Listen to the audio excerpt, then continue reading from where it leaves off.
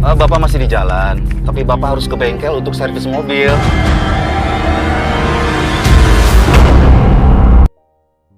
Berawal dari sebuah kecelakaan mobil, kisah pun dimulai.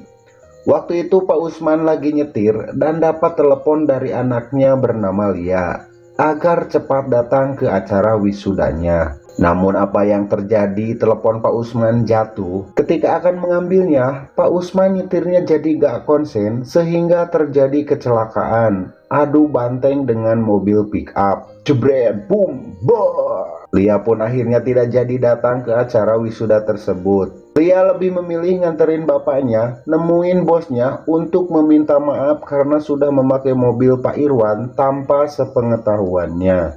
Pak Irwan pun marah besar dan meminta ganti rugi. Bahkan sampai mengancam akan memenjarakannya kalau tidak mampu membayarnya.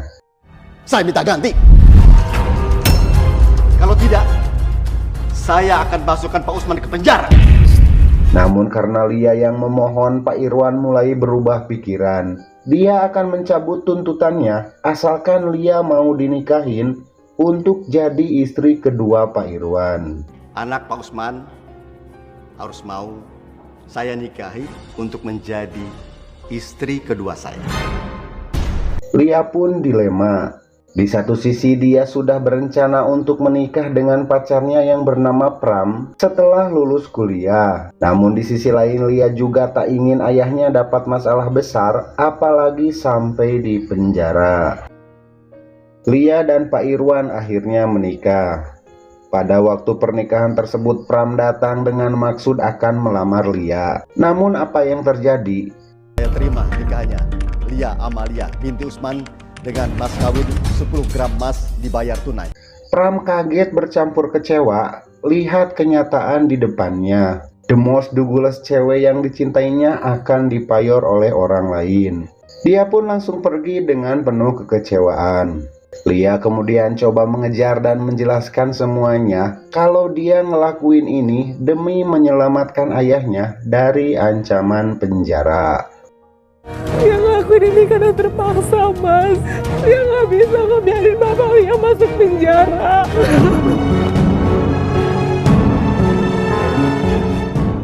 Singkat cerita, Lia dan Pak Irwan akhirnya bercerai. Setelah perceraian tersebut, Lia kini dihadapkan dengan masalah yang membuatnya bingung bukan kepala. Sahabat dekatnya yang bernama Ratna kini sedang sekarat. Dia meminta Lia untuk gantiin tugasnya, jagain kedua anaknya, dan menikah dengan suaminya yang bernama Raka. Dan setelah pernikahan tersebut, Ratna pun akhirnya meninggal dunia. 1 minggu kemudian setelah pernikahan tersebut, Lia dapat telepon dari kepolisian dan memberitahukan kalau Raka meninggal dunia karena mengalami kecelakaan. Lia pun jadi janda lagi. Setelah ditinggal Raka, Lia kemudian cari kerja ke sana kemari demi biayain anak-anak Ratna. Dan akhirnya diterima di perusahaannya Pak Sony. Beberapa hari kemudian Sony mengajak Lia jalan-jalan. Dan waktu itu Sony mengutarakan cintanya, mengajak Lia untuk menikah. Saya kepengen kamu jadi istri saya. Namun setelah beberapa minggu menikah, Lia kaget dengan sikap Sony. Dia perhitungan banget dan tidak peduli sama anaknya. Ngapain kamu buang-buang duit ngurusin anak kamu?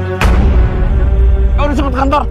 Hingga pada suatu hari, Lia pergoki Sony sedang nyoo The Most Douglas, sang mantan istri di rumahnya. Melihat kejadian tersebut, Lia pun marah pada mereka. Namun apa yang terjadi? Sony malah balik memarahin Lia dan menceraikannya. Sehingga membuat Lia kembali janda yang ketiga kalinya. Ibu Lia ya? Sebelumnya perkenalkan, saya Tarman. Setelah itu Lia kembali menikah dengan partner kerjanya di proyek. Dia bernama Tarman dan sama-sama membawa anak. Namun pernikahan mereka tak berlangsung lama karena masalah anak yang tak pernah akur dan Tarman sedikit KDRT. Lia pun akhirnya bercerai dengan Tarman dan melaporkannya ke polisi karena tindakan yang semena-mena pada dirinya. Sehingga Lia pun menjadi janda untuk yang keempat kalinya. Iya? Kamu belum pulang? Iya Pak, tanggung. Saya lagi bikin presentasi buat besok pagi. Kalau kamu capek, mendingan urusnya besok pagi aja. Setelah perceraiannya yang keempat, Lia kembali bekerja di perusahaan Pak Sandi. Yang ternyata sebenarnya Pak Sandi sudah menyukai Lia dari dulu. Saya ingin sekali nikahin kamu. I love you, Lia. Singkat cerita, Lia dan Pak Sandi akhirnya menikah. Di malam pertamanya, Lia begitu gairah karena panaklo bedug Pak Sandi sedikit berbeda dari yang lain.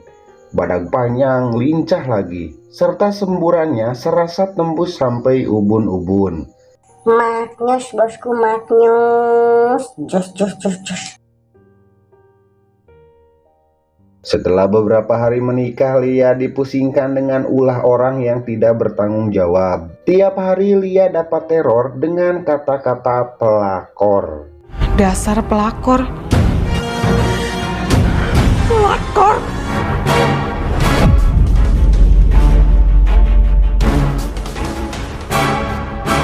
Hingga pada suatu hari Lia didatangi dua orang anak laki-laki dan satu orang perempuan. Yang ternyata mereka adalah anak dan istrinya Pak Sandi. Lia pun kemudian dimarahi dan diusir dari sana. Kedua anak Pak Sandi kemudian berniat celakain Lia, namun apa yang terjadi? Mereka malah tabrak mamahnya sendiri, sementara Lia selamat dari kejadian tersebut. Istri pertamanya Pak Sandi kemudian dibawa ke rumah sakit. Lia di sana marah sama Pak Sandi karena sudah bohonginnya. Kemudian meminta Pak Sandi untuk menceraikannya dan menyuruh kembali ke istri pertamanya. Aku minta malam ini juga kamu ceraikan aku. Kamu ngancem mau ninggalin aku? Mulai sekarang kamu balik sama istri kamu. Aku nggak mau disangka jadi pelakor. Ketika Lia dan Pak Sandi bertengkar, tiba-tiba dokter datang dan membuat Lia kaget sekali. Karena ternyata dokter tersebut adalah Pram, mantan kekasihnya dahulu. Lia kemudian pergi keluar karena merasa malu dengan Pram yang sudah menyakitinya dahulu. Namun pertemuan tersebut membuat cinta lama bersemi kembali di antara Lia dan Pram. Dan di akhir cerita, mereka pun kembali merajut cinta yang dulu pernah hilang. Pram kemudian menemui orang tua Lia dan melamarnya, tanpa mempedulikan masa lalu kehidupan masing-masing. Tamat dengan ending yang sangat membagongkan.